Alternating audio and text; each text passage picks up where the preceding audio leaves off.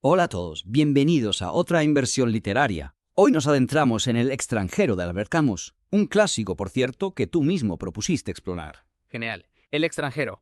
Una novela que, a pesar de su aparente simpleza, nos confronta con preguntas existenciales muy profundas sobre la vida, la muerte y la búsqueda de significado en un mundo aparentemente absurdo. Totalmente. Bueno, la novela nos presenta a Mersault, un hombre que vive en Argel, ¿no? Y ya desde la primera línea nos da una idea de su peculiar perspectiva. Esa frase, hoy ha muerto mamá, o quizá ayer, no lo sé. ¿Qué te pareció esta primera línea? ¿Cómo la recibiste al leerla? Pues es una línea que te sacude, ¿no? Es como, wow. Ya desde el principio nos presenta un personaje que parece indiferente ante la muerte de su propia madre y que se preocupa más por la logística del día a día que por el duelo en sí. Es como que Camus nos introduce de lleno en la mente de Meursault, un hombre que no se deja llevar por las convenciones sociales, ni siquiera ante la muerte. Claro, es como si Mersault se enfocara más en los detalles sensoriales, ¿no? El calor, el viaje en autobús, en lugar de procesar la pérdida emocionalmente. Exacto. Y esa desconexión con lo que se espera de él, ese choque con las normas sociales, es fundamental para comprender la novela. Camus nos está presentando ahí el concepto del absurdo, la contradicción entre nuestro deseo humano de encontrarle sentido a la vida y la aparente indiferencia del universo ante nuestra existencia. Me parece muy interesante cómo Camus utiliza las relaciones de Mersault para profundizar en ese tema. Por ejemplo, tenemos a Salamano, que está obsesionado con su perro enfermo, y a Raimundo, que busca venganza por una infidelidad. Se podría decir que ellos también están lidiando con el absurdo a su manera. Sin duda, cada uno a su manera se aferra a algo para darle sentido a su vida, incluso si esa búsqueda los lleva por caminos dolorosos o complicados. Y Mersault, a pesar de su aparente apatía, también se ve involucrado en estas dinámicas. Pensemos, por ejemplo, en el episodio de la carta que escribe para Raimundo. Ah, sí, claro. Mersault accede a escribir esa carta, que esencialmente es una mentira, ¿no? Para ayudar a Raimundo a vengarse. No parece importarle mucho las implicaciones morales de sus acciones. Exactamente, Mersault actúa, pero no está motivado por la maldad ni por un sentido estricto de la moral. Actúa por inercia, casi como un observador pasivo de su propia vida. Interesante. Y luego está su relación con Marie, que parece disfrutar de la compañía de Mersault, pero también busca algo más profundo. Recuerdo esa escena donde ella le pregunta si la ama y él simplemente responde, me parecía que no. Una respuesta brutalmente honesta, ¿verdad? Y ahí Camus nos introduce de lleno en el existencialismo. Mersault, al igual que todos nosotros, es libre de crear su propio significado en un mundo que en esencia no tiene un significado preestablecido. Él elige vivir el presente, sin ataduras, sin pretender comprender lo incomprensible. Es fascinante cómo Camus nos presenta un personaje que, a pesar de su aparente indiferencia, toma decisiones que tienen consecuencias reales. Y una de esas decisiones, como veremos más adelante, cambiará su vida para siempre. Y es ahí donde la historia toma un giro aún más dramático. Pero eso lo dejaremos para la segunda parte de nuestra inversión en el extranjero.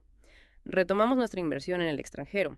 La última vez habíamos dejado a Mersault, pues viviendo su vida de forma bastante simple, rutinaria incluso. Sí, trabajando, yendo al cine con Emmanuel, disfrutando del tiempo con Marie. Parecía que la vida, a pesar de la reciente muerte de su madre, seguía su curso, ¿no? Ajá. Y de repente todo cambia. Camus nos lleva a la playa bajo un sol abrasador. La tensión se palpa en el ambiente, el calor se vuelve casi insoportable. Y me pregunto, ¿crees que Camus utiliza este escenario, este calor sofocante, para reflejar el estado mental de Mersault en ese momento crucial? Es una idea muy interesante. Sí, el calor, la luz cegadora, la arena, todo contribuye a crear una atmósfera opresiva, como si presagiara la tragedia que está a punto de ocurrir. Y en medio de este escenario nos encontramos con Mersault, Raimundo y los árabes.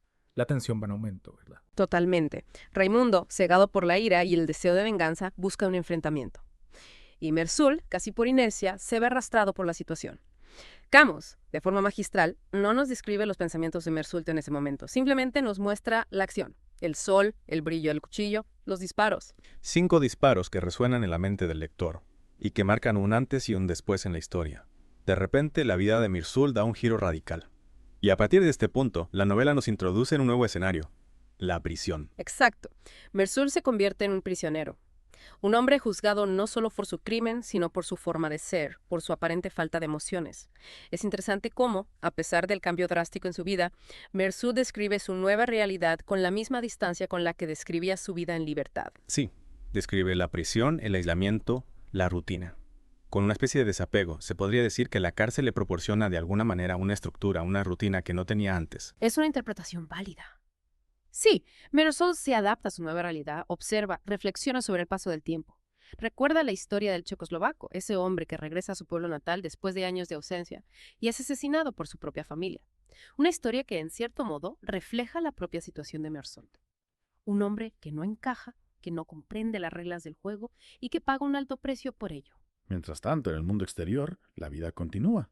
Marie lo visita, le habla de esperanza, de futuro. Pero Mersault parece no aferrarse a esa esperanza. Sigue inmerso en su propia realidad, en la observación minuciosa de su entorno, en sus recuerdos. ¿Qué te parece la actitud de Mersault ante la visita de Marie? ¿Crees que realmente ha perdido toda esperanza?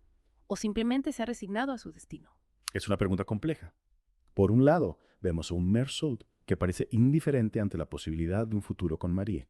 Pero al mismo tiempo, hay momentos en los que se percibe una cierta nostalgia, una añoranza por la vida que tenía antes. Y es precisamente esta ambigüedad, esta mezcla de indiferencia y añoranza, lo que hace que Mersault sea un personaje tan fascinante, un personaje que nos desafía a cuestionar nuestras propias ideas sobre la culpa, la libertad y el significado de la vida. Y ahora nos adentramos en la parte final de la novela, donde Mersault deberá enfrentarse a las consecuencias de sus actos. Llegamos al momento culminante del extranjero, el juicio a Mersault, un juicio que, como ya sabemos, se convierte en algo mucho más complejo que un simple análisis del crimen en sí. Es verdad. El juicio se transforma en un juicio a la persona de Mersault, a su forma de ser, a su aparente indiferencia ante la vida y la muerte.